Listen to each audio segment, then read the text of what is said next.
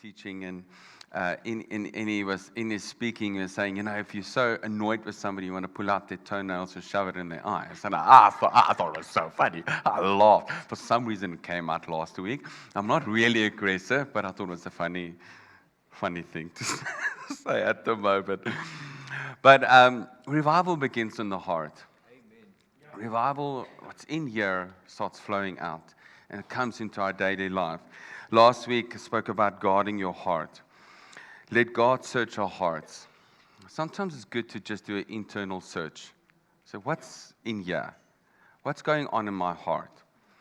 If everybody is saying the same thing, then most likely it's true.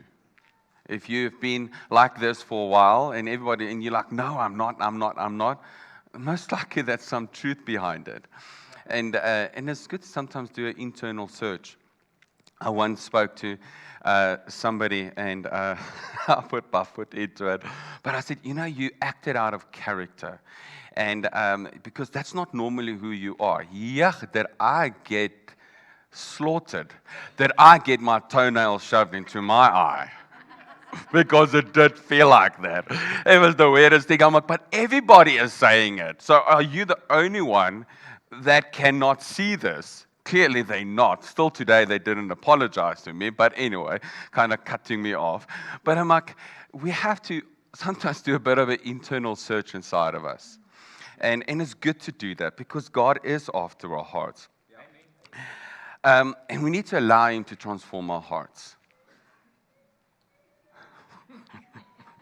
Wil die water ingesit het? Ja. God is after our hearts. The world looks at us. Amen. They do. They look at you. They look how you act.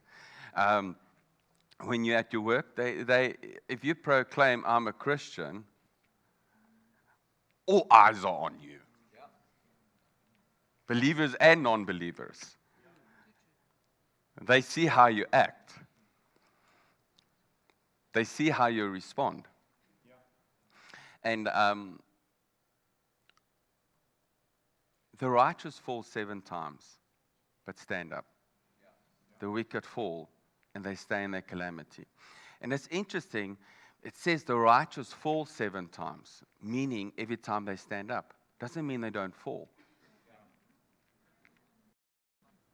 Think about it. We all fail. We all fail. We all fall sometime. We all sometimes like,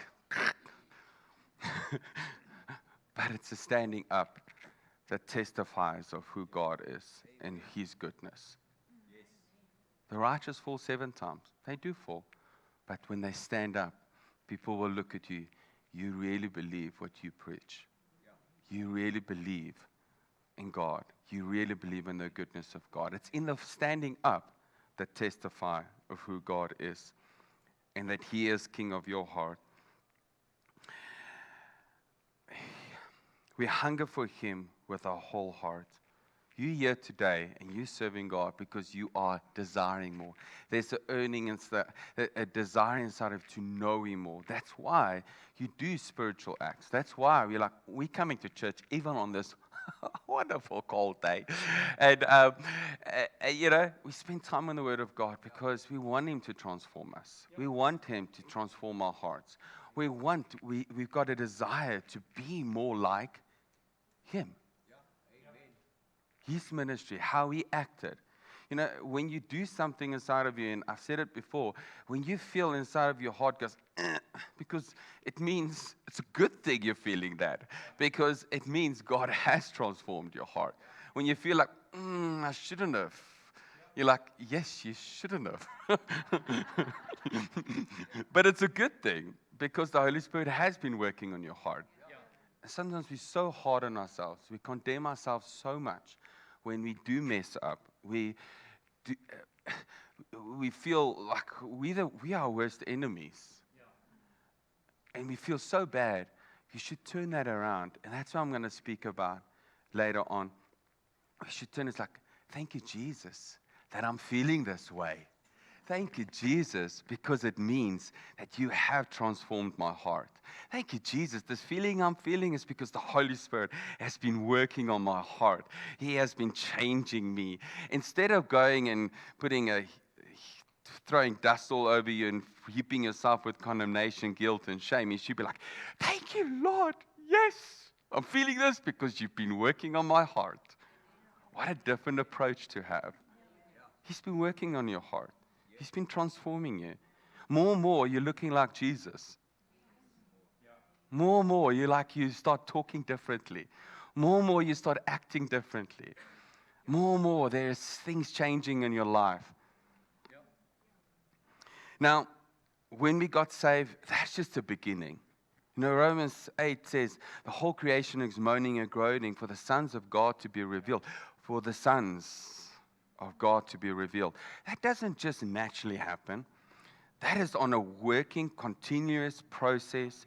When you're walking with God, you're letting God transform your heart. You let God just change things on the inside of you. It's the heart. You get saved, but it's a continuous cultivating, a continuous where God is working on your heart. Now, our key scripture is Proverbs 4, verse 23. And right now, I don't know who's got pain in their body, but God's healing your body. Amen. If you've got pain, if you've got pain in your body, just put your hand up quickly. Put it wherever the pain is. Father, I want to thank you right now for that pain, discomfort, just to go right now. Right now, in Jesus' mighty name. Be healed, be restored. Right now. Proverbs 4, verse 23. I want to read it in a couple of translations. That just out of me. That was quite cool. I enjoyed that. That was quite amazing. Proverbs 4, verse 23. Keep thy heart with all diligence, for out of it are the issues of life. The NIV says, above all things, guard your heart, for everything you do flows from it. Everything you do flows from what you place in your heart, what you allow in your heart. The Message Bible, keep vigilant, watch over your heart. That's where life starts. The NLT, guard your heart above all else, for it determines the course of your life. The CEV, carefully guard your thoughts, because they are the source of true life. Guard your thoughts, for they are the source of true life. Of course, guard means to protect, to safeguard, police, patrol, to keep safe. Now, the Bible often would see your thoughts, your mind, your heart is all as one. So the heart is described as the thinking, the reasoning, the emotion, the will. And here Solomon says that everything flows from the condition of your heart. Proverbs 4, verse 23. Be good to put that on when you brush teeth. Proverbs 4, verse 23. Jesus, today I'm going to guard my heart. And you know what? Even if you do mess up, you know what? There's so much grace. There's so much like, Jesus, I messed up. You know, often, let me slow down. Often, I like, Jesus, I messed up. He says, don't you think I know? Yeah. Yes, I know. Forget about it. Let's carry on with the road. Let's carry on moving with God. We often camp there. I've messed up. Oh, duh. And he's not in denial. He knows. But it's like, let's forget about it. He's forgiven you. He set you free. Walk your road. Carry on with your walk with God. Now, God is after our hearts. So, Andre did such a good introduction. Thank you so much, Andre. I really appreciate that. But let's go back a little bit, step back. Let's look at Israel. Wonderful nation. God said, I wanted a nation. Abraham, God called. The nation was formed. They went to Egypt. And of course, we know the story after Egypt, they were on their way, and God wanted a nation, He wanted a people that was after His heart, that loved Him. And you see glimpses right through the Old Testament, men and women. Go read some Judges. Men and women that had a heart after God, that loved Him. You look at David, a man after God's heart. And there's many more. So, here comes God. Are you guys all warm? Kan ons die heater nog bietjie warmer sit? Of is julle fine? Are you awake? Okay, good. He wanted Israel to have a heart for Him. Let's look at Moses. Moses, the encounter by that bush, and how they treated Israel. And Moses, of course, acted out of, shouldn't have killed somebody, but God met him because he had a heart for God. He had a heart for the nation that God had a heart for. But Israel continuously failed. They continuously disobeyed God. They rebelled against God. They disobeyed Him, which revealed the condition of their hearts. The law was given, but often God, it's not about outward obedience, but it's an inward devotion. It's not so much. God is not merely after the outward obedience, but about the inward devotion. What's going on here? You can say, okay, God, I'm doing it. Okay, let me just do it. God, but if your heart's not behind it, it's about what goes on the inside of you. That's why it's often good to say, God, what's in my heart? What's going in here? What's going on in here? Deuteronomy 10 verse 12 says this. Deuteronomy 10 verse 12 says this. And now, Israel, what does the Lord your God require of you? Fear, but to fear the Lord your God, to walk in all His ways, to love Him, to serve the Lord your God with all your heart, with all your soul.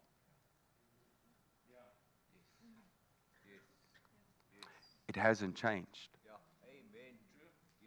It hasn't changed for us. We're in the grace, hyper grace.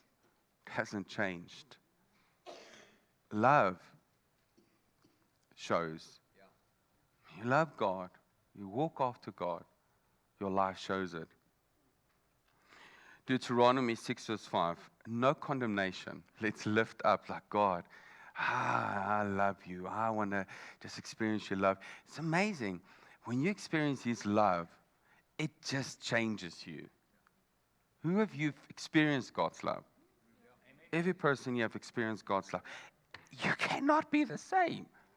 It changed you. The law was given, 6 verse 5, and you shall love the Lord your God with all of your heart and with all of your soul and with all of your mind. Might. Mind, heart. You should love God with everything inside of you. Now, throughout the Old Testament, we see how Israel just kept disobeying God. They kept rebelling against God. Do not worship false idols. Guess what? They do the opposite thing. That's sometimes how you feel about your kids. Don't do that. Guess what? They'll do the opposite. And guess what? There's consequences for your actions. Do not marry that wonderful, beautiful wife of a different nation.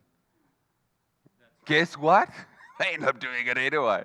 Because He knew what was in their hearts. He knew if you do that, guess what? You'll end up serving their gods. Here we come to Isaiah 29 verse 13, where the prophet says, these people honor me with their lips, but their hearts are far from me. Do we see that today? Many people honor Him. I'm a Christian, but is their hearts there? can I say that? I want to say this. If we honor him and we serve him, we'll follow his principles, we'll follow his word. The more you love him, you know what's in his heart. You know what's going on in his heart. The more you spend time with him and the more you experience his love, you'll look at people through real Jesus tinted glasses. Real Jesus tinted glasses. You'll look at them and you'll see beyond their whatever they are feeling, whatever they might be going through. You'll look beyond that and say, but you know what? I see a woman that is so crying out for God, that's longing for him. They might be going through whatever, but you'll see beyond that and say, but you know what? Jesus loves you. Amen. And your approach to them will be very different. Yeah. Now, let's go a little bit to the minor prophets. If I can encourage you, go and read up a bit of the minor prophets, how they continuously try to turn Israel's heart back to God. Continuously. So I'm going to run through this, but if you can do a bit of a study on this, I did a course about the prophetic books, and we went through the minor prophets. I'm like, that is amazing. This is just awesome. And let's go quickly. I'm going to run through this. Hosea. Israel is betrayed as an unfaithful spouse, yet God pursued her in love, seeking to restore her heart. Here, a prophet, God says, go and marry a prostitute. You're crazy. But it was like the prostitute resembled unfaithfulness. Prophet, faithful. God, being faithful. Israel, you're a prostitute. You're unfaithful. And you read that beautiful story. And how even at the end, the prophet was saying, okay, well, I'm letting go now. You must just go do whatever you want to do. And God says, go and get her back. Oh. God was trying to turn their hearts continuously. Right through the Old Testament, He was trying to turn their hearts back to Him. Come back to me. Come back to me. Come, be faithful. If you just come back to me, you'll see the blessings that will follow with that. Joel, God called for an inward repentance, not merely outward sign of grief. Joel 2 verse 13 says, rent your hearts and not your garments. Rent your hearts and not your garments. And I just want to step back a little bit what I said last week. It's like, do we still dislike sin and unrighteousness and injustice? As Shireen was saying, if sin doesn't offend us anymore, but correction does, there's something wrong. Not in you, not in any of us. But I'm sure one of you know some people like that. Rent your hearts, not your garments. Amos, God rejects religious rituals divorced from justice and righteousness, exposing people's corrupt hearts. Micah, God desires a people who reflect His character. Desire people that reflects His character. Zephaniah, God promised to purify His people so that they may serve Him wholeheartedly. Haggai, the people are called to examine their priorities and put God first. A summary of some of these books. Zechariah, God invites His people, return to me, and I will return to you. And anticipate a future cleansing and renewal. Malachi, the last book in the Old Testament, the final prophet of the Old Testament, exposed the people's cold heart while promising a messenger who will prepare the way for the Lord and bring restoration. God didn't add more laws. Didn't add more laws. The Israelites did. They expanded on. They added a whole lot of things in between that 40 years of silence before Jesus arrived. God didn't add better laws, but what He is asking from them and from us a transformed heart. Now, in the midst of this rebellion, Israel rebelling, I just see such God's grace in this. God then says to the prophet Ezekiel 36, verse 25 to 27, and he promised something so amazing here. Ezekiel 36, verse 25. I will sprinkle clean water on you, and you shall be clean from all your uncleanness, and from all the idols I will cleanse you. Isn't that just God's grace? Hey, and I will give you a new heart, and a new spirit I will put within you. Why? Because you knew their heart. So in a sense, I'll give you my heart. I'll put my spirit inside of you.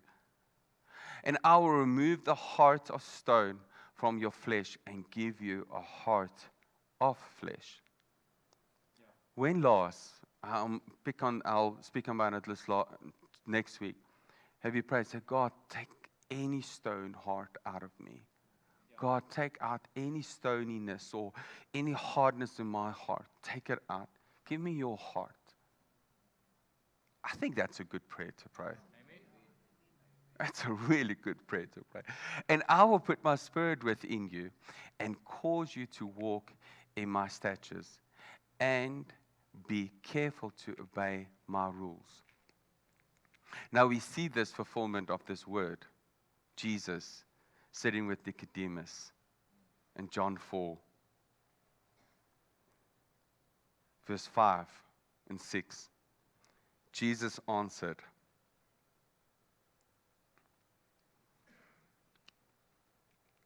John 3, verse 5 and 6. Jesus answered, truly, truly, I say to you, unless one is born of water, cleanliness, and of the Spirit, I put my Spirit inside of you, he cannot enter the kingdom of God.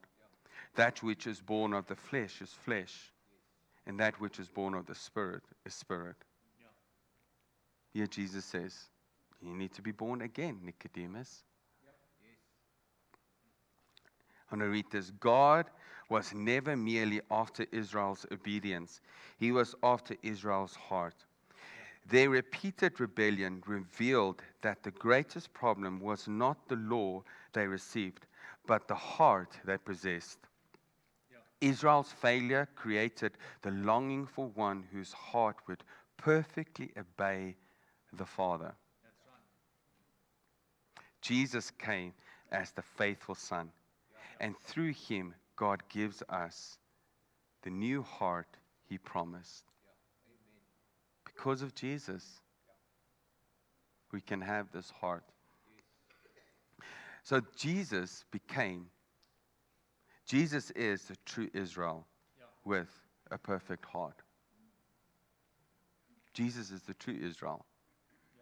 He's the one, not Israel being deceiver, planter, but he walked uprightly.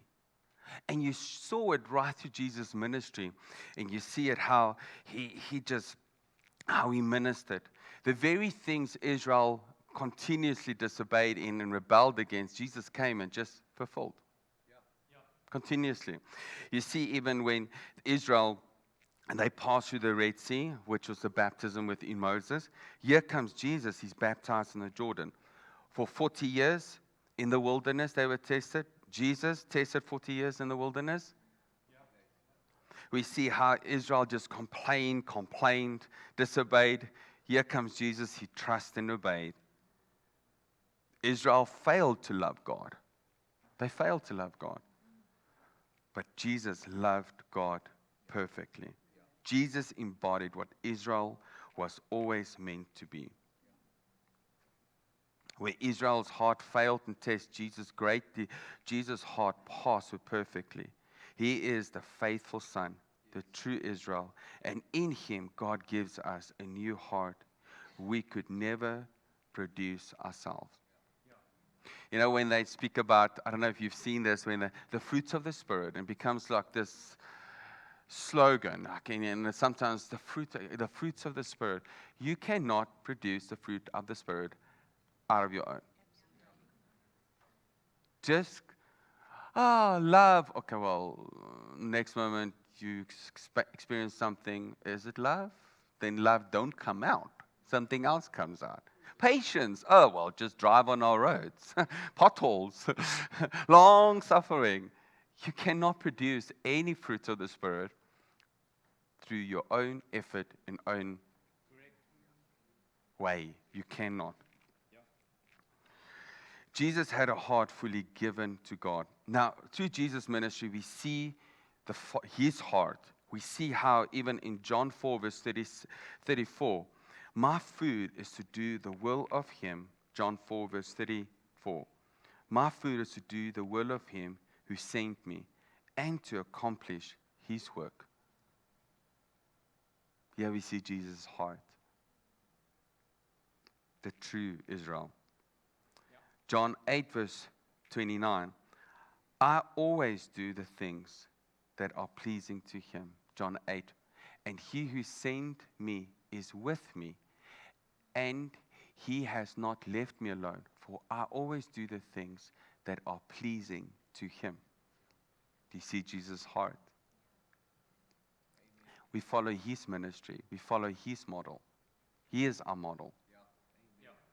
Luke 22, verse 42. So normally I give the scriptures through to them. Not today. Father, if you are willing, imagine that. Right even in the Garden of Gethsemane, Jesus' heart was revealed. Not my will. Remove this cup from me. Nevertheless, not my will, but yours be done. Right even in the midst of sweat, blood coming out of his sweat. He's sweating blood. In the midst of his torture, he knew what was coming. Not my will, but your will. Yeah. Just throwing this question out. When we face something, you know, it's funny if you squeeze a lemon if orange juice comes out. So sometimes if you squeeze a Christian, the toenails come out. You're never gonna forget that one. Jesus received the new heart promise so that we can give it to us. He gave it to us. Because he was the perfect example, he now came and he says, through the Holy Spirit, you can have this heart, Ezekiel 36 heart, his heart. The stoniness can be removed.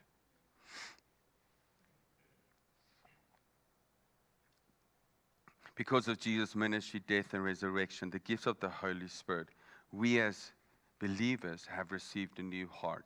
You have received a new heart. Ezekiel 36.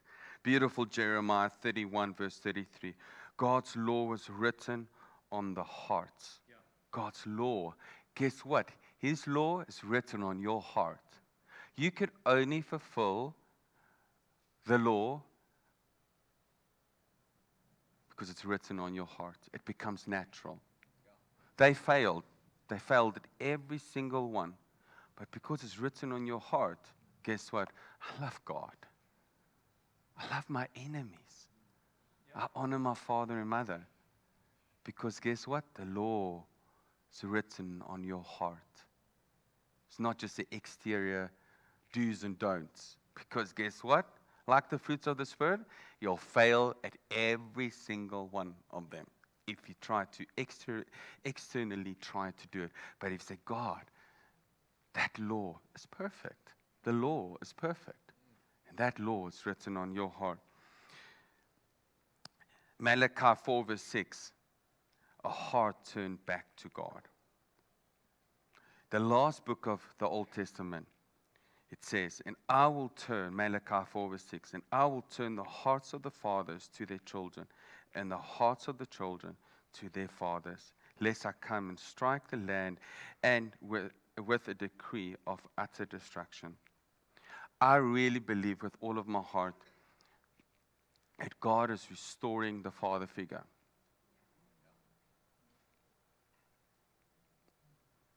God is restoring the fathers of today. Fathers that's got hearts for their children and for sons and for daughters. Fathers that lead strongly in homes. Fathers that know the Father's heart. And from that place, lead. There's so much in the world where they've demasculated men.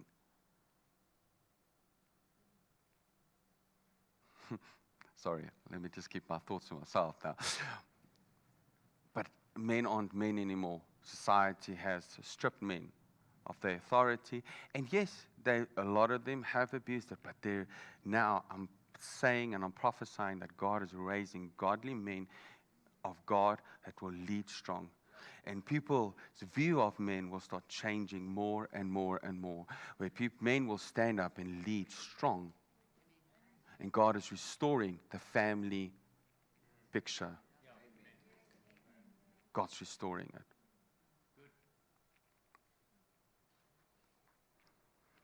Because of Jesus, we participate in His heart, His love for the Father, His obedience, and His desire through the Spirit. Because you're saved, you no longer live. Galatians 2 verse 6, one of my favorite scriptures. I no longer live, but Christ lives on the inside of me. Take some good identity scriptures and put it up and read it and meditate on it. I don't live anymore, but He lives inside of me. Sometimes that thing comes up, and I'm like, thank you, Jesus. I don't live anymore, but You live on the inside of me. So how do we guard our heart we've received? How do we guard this new heart that we have received? I believe the first one is walk in your new identity. Walk in it. You've got an identity. Your identity and your heart goes together. Through Christ we love. Through Christ we have received a new heart. We guard our heart starts with believing who you are, your new identity as a son, and not what you used to be. Not what you used to be. We guard our hearts. When something happens, when you've messed it up, stop yourself right there and say, but this is how I used to be. No. I'm guarding my heart. I'm guarding this new heart. I'm not going to even allow that thing to creep into this new heart that I have received through Christ, through His Holy Spirit. Your new heart is tied to your new identity. 2 Corinthians 5 verse 17. If anyone is in Christ, he is a new creature. The old has passed. Die verlede is die verlede. It's gone. Past is past. The old has passed away. Behold, the new has come.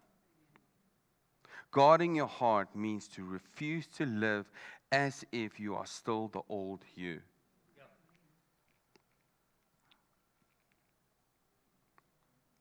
When you got saved, you got a new heart. And I'm sure all of you have experienced it.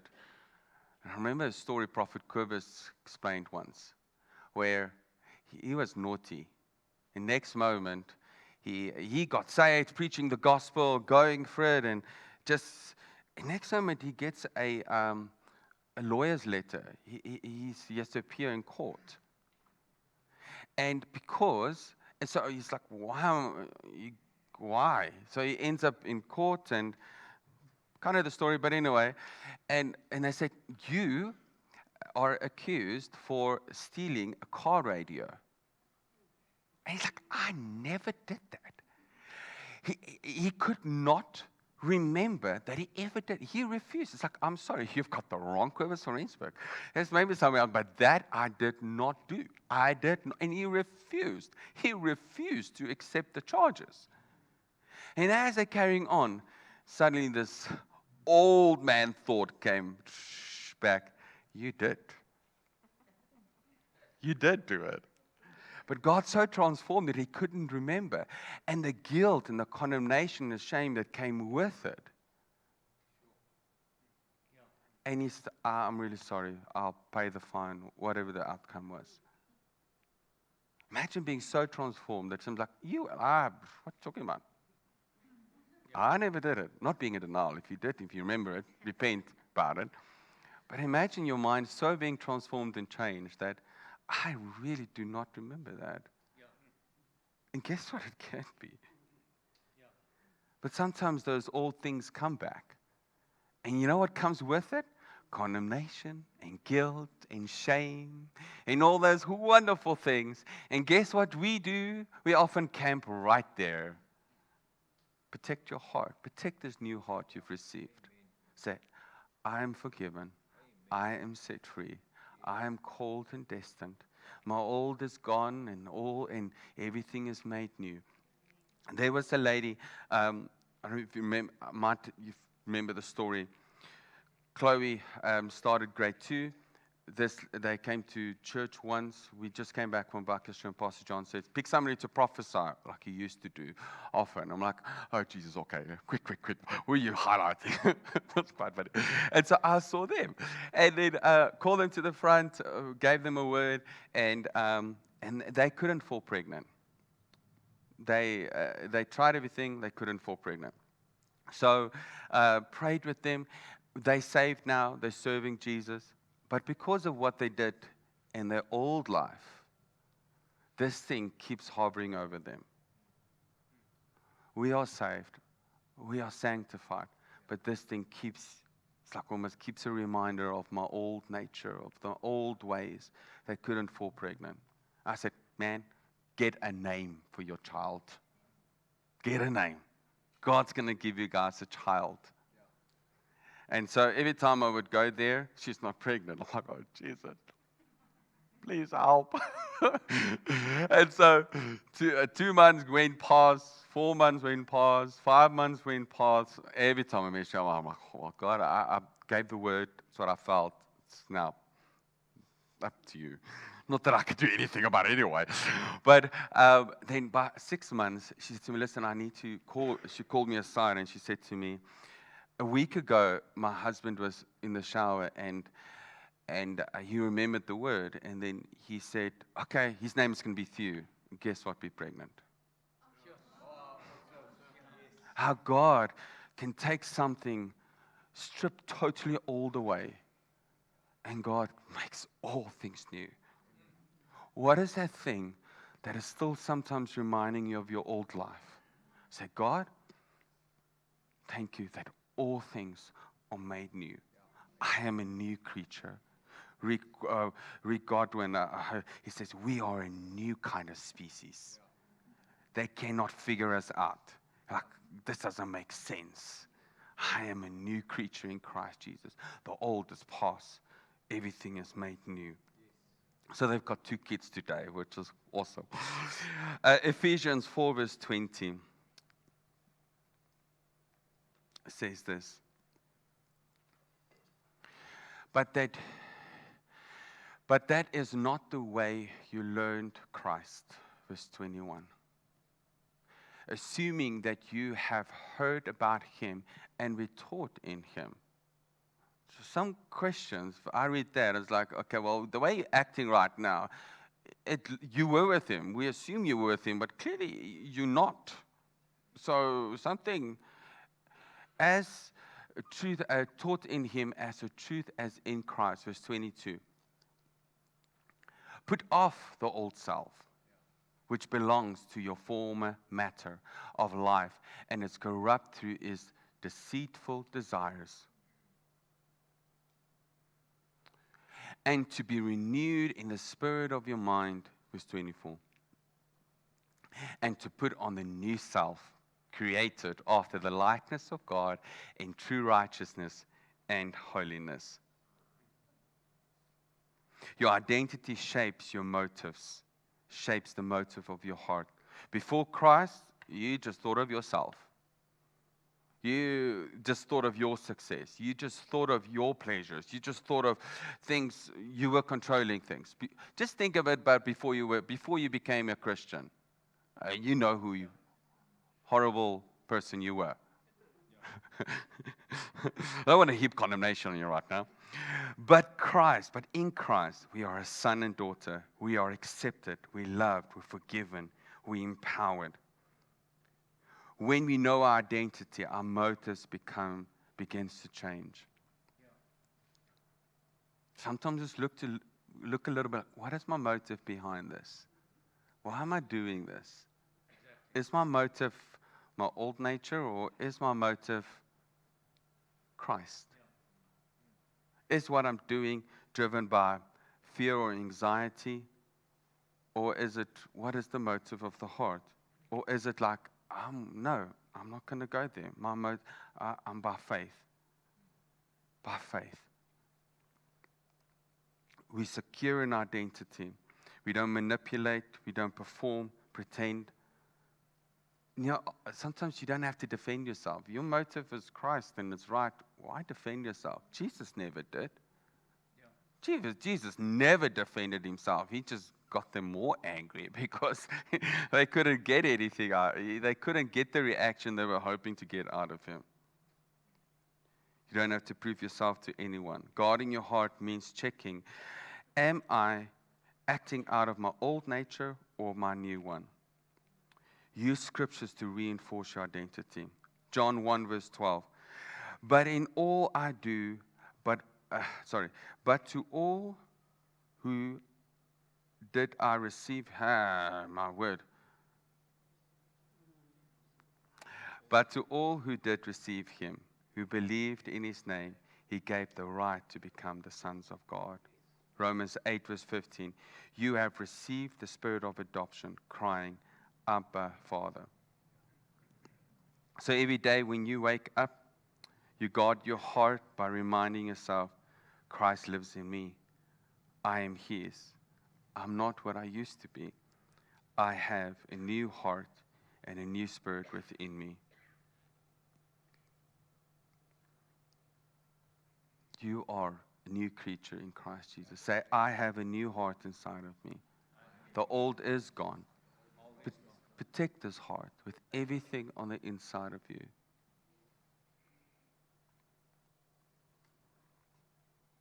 You can declare over your Father, thank you that I am in Christ and I'm forgiven, loved and made new. I have a new heart. Let my thoughts, words, and motives today flow from that truth. You have a new heart. You have his spirit inside of you. The old is gone. See, everything has been made new. You are a new creature in Christ Jesus. He lives inside of you. His spirit lives inside of you. His thoughts is part of your thoughts. You have the mind of Christ. You have the faith of God. You are a son and daughter of the Most High God. People will look at you and see the light shining from you. When you walk into a place, the atmosphere changes. When you walk, people will see Christ inside of you. Amen. So I'm going to play a little bit of music there. Father, thank you for today. Thank you, Father, for your spirit that lives on the inside of us. Thank you, Father, that you've taken out the heart of stone and you've given us a heart of flesh, a heart after you. Jesus, thank you that you modeled the life we should be living. Because of Jesus, the true Israel, walking in uprightness, walking knowing the heart of the Father. Because of Jesus, we can have this new heart. A heart that is after God. A heart that loves his presence. A heart to see his kingdom increasing and filling this earth even more and more. A heart that's after people. A heart that desires to see the lost saved, the heart that desires the sick to be healed, a heart that is after you. As we spend more time with you, as we fellowship with you, our hearts, like that a baby's heart is being formed, starts beating and beating. And as it touches the other cells, it starts beating the same rhythm. And as it just grows and grows, the entire heart starts forming. Father, thank you that as our heart touches your heart, it starts beating the same rhythm even more and more and more. We will protect this heart. We will protect this heart with everything inside of us.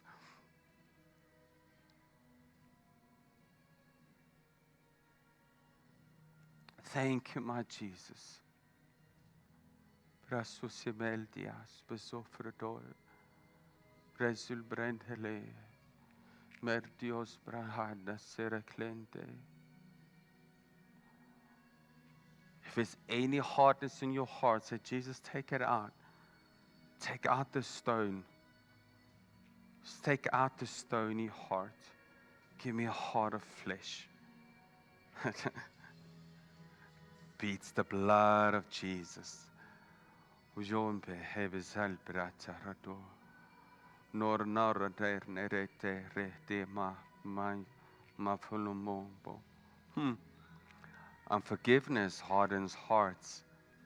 Let go. Bitterness hardens hearts. Let go. Vel tamala bay lapenado do pradai. Metere me propo ropro do pradai. Rener dereche. Hey, shmeganandios, smeganiente, smegaduro elente. Levrias promon frabosherata rabasrinde. Thank you now, sunu kadesaliante. Nasiliama senandia. Nasiano mastodonte.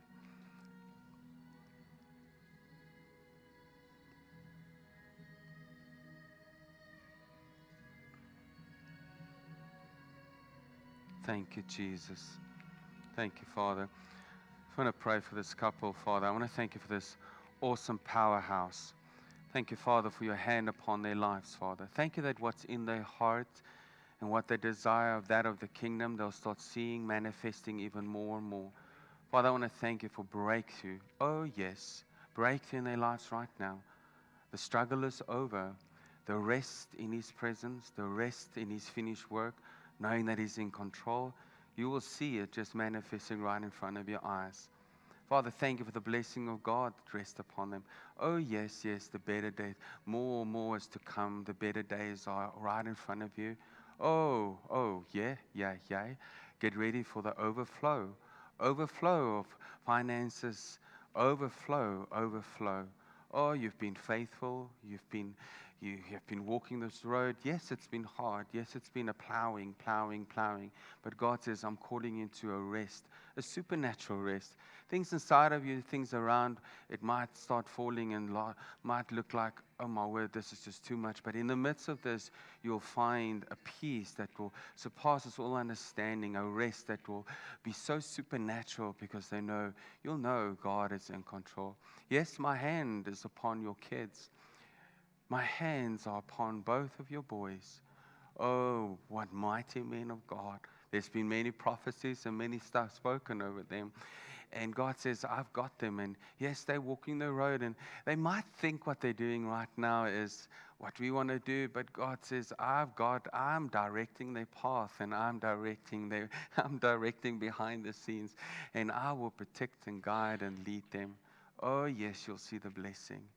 Abundance. Many finances will flow through these hands to do the things that I've placed in your heart, that which is of the kingdom. So I bless this amazing couple, Father.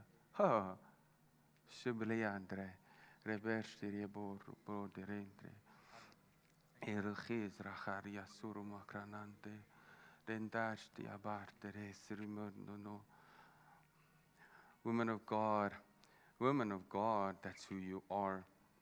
You've come far, you've walked this road, and it's not been difficult, it's not been easy, it's been hard. But yes, like I said there, this rest will come upon you, this peace. It will flood your hearts and your mind.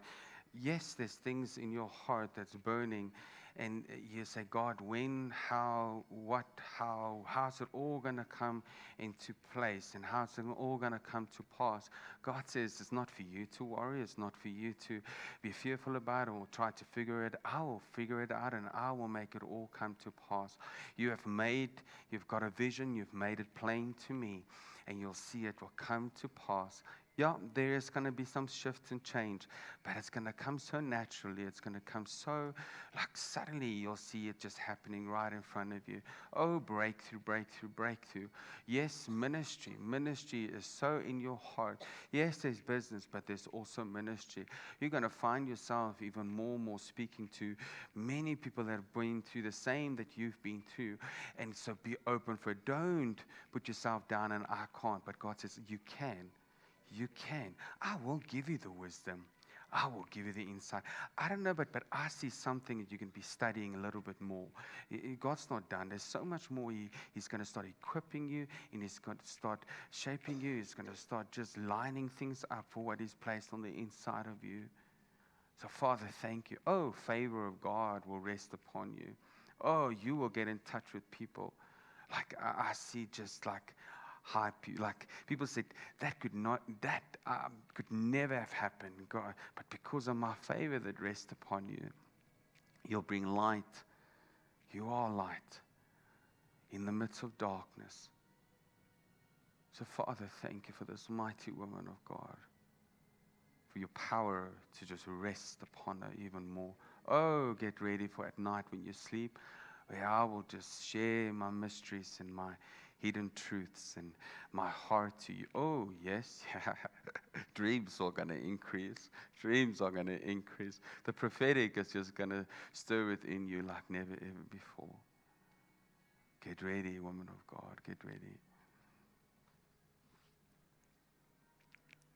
Thank you, Jesus.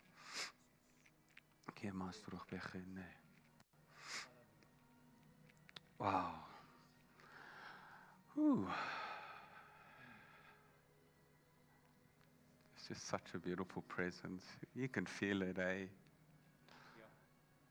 He's with us. He's with you.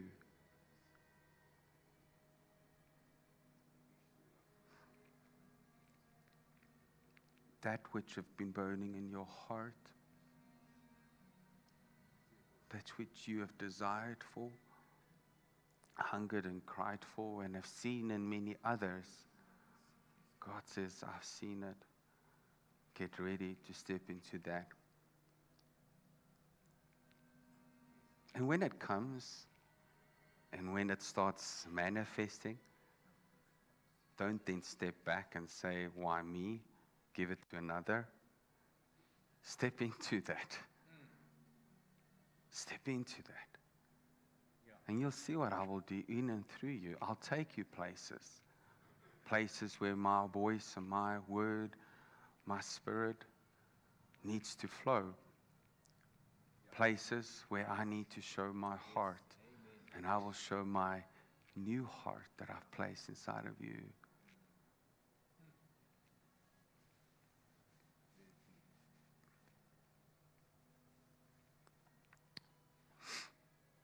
Amen.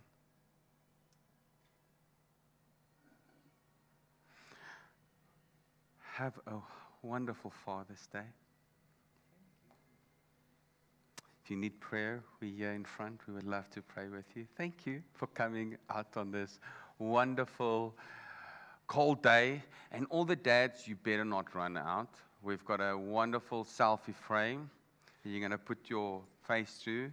And we're going to take some nice photos of you. And we're going to put it on Facebook. You're going to print it out. And we just want to honor our fathers. You are honored, you're loved. And get ready, dads, because you're going to be dads to many other that needs fathers. Many fathers and daughters that many sons and daughters that need fathers. They say that normally by the age of 7, 8, statistically they've proven where often when a child is born, the mother is very prominent in their bringing up. And the father he was just part of making the child. But the child kind of often would just be drawn to the mother more, very much in their first beginning years, from the age of 1 beginning to about 12, actually 7, around about 7, 8, around about there. But then it comes to a time where the father is still very important, but where the father becomes even more prominent in a child's life, where the father establishes the identity of a child. That shakes my heart. And I think that's why we've got such broken kids. Because there's no fathers to establish, you are my daughter, you are my son. This is not, they act a different way. That's not who you are.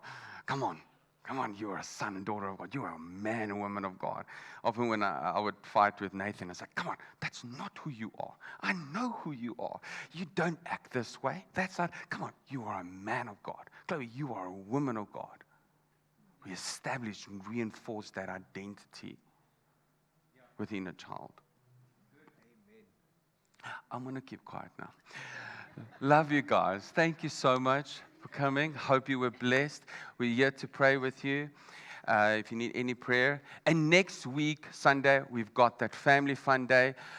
Please go and register. We've got biryani. We've got some nice dessert. And I don't know what else. But we're going to have a really awesome fun day next week, Sunday. Okay, and bring somebody with. We're going to have a good time. Weather is going to be good. You're going to ride that bull. We're going to take faces of how you pull your face.